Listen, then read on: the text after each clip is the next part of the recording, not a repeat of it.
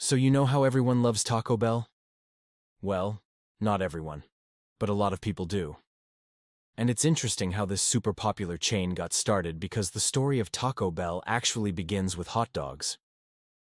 In the early 1950s, a young entrepreneur named Glen Bell ran a small hot dog stand in San Bernardino, California. One day, though, he noticed that across the street there was a popular Mexican restaurant called Mitla Café. And this place was famous for their hard-shell tacos. So naturally, Glen did what any normal person would do. He went across the street, walked into the restaurant and asked them how they made their tacos. They told him, and then he went home and experimented until he could make his own version. Now, Glen had an idea. He thought tacos were cheaper and more fun than hot dogs. And if he could figure out a way to make them even cheaper, then he could really have something special. So he came up with the idea of serving small, inexpensive tacos that were more Americanized, meaning they were simpler and less expensive than authentic Mexican tacos. And in 1954, he opened a taco stand called Taco Tia. This wasn't the actual Taco Bell yet. That name came later. Anyway, at the time, people weren't used to eating tacos, so Glen kept the price super low at just 19 cents each. Within 3 years, he was making $200 a day in profit, and he knew he was onto something. By 1962, he decided to open the first official Taco Bell in Downey, California. This is where he perfected his tacos and began selling them for 35 cents each. It wasn't gourmet food, but it was good, especially for the price. And it was also extremely fast. Bell always believed speed was essential. He wanted customers to be in and out within minutes, just like a burger joint.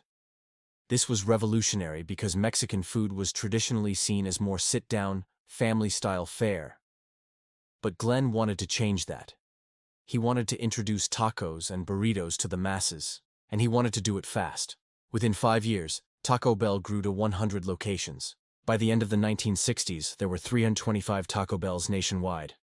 And in 1978, Glen Bell sold the company to PepsiCo for around $125 million. And this is when Taco Bell went global.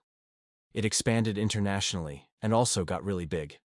Very quickly, thanks to new ingredients and products, Taco Bell was now a household name with more than 1 billion customers annually. Today, Taco Bell has over 7,000 locations worldwide.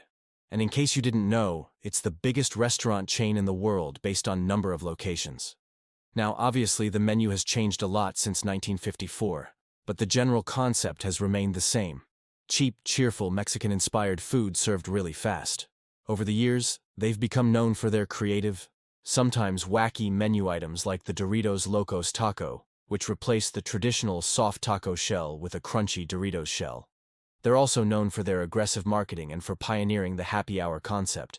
But perhaps most importantly, they're known for their ability to fuse American fast food with genuine Mexican flavors. They don't take themselves too seriously, and they're constantly experimenting with new menu items. Of course, critics will tell you that Taco Bell doesn't really serve authentic Mexican food. And that's true. Taco Bell is what we call an Americanized version of Mexican food. Basically, it's simplified and adapted for the American palate. But that was Glen Bell's whole vision. He wanted to create something uniquely American, a place where people could enjoy Mexican-inspired flavors without having to worry about the authenticity, and he certainly accomplished that. So next time you're craving a taco or burrito, think about Glen Bell, the man who brought us Taco Bell. He might have started with hot dogs, but he ended up creating something much bigger. That's all for today. See you next time.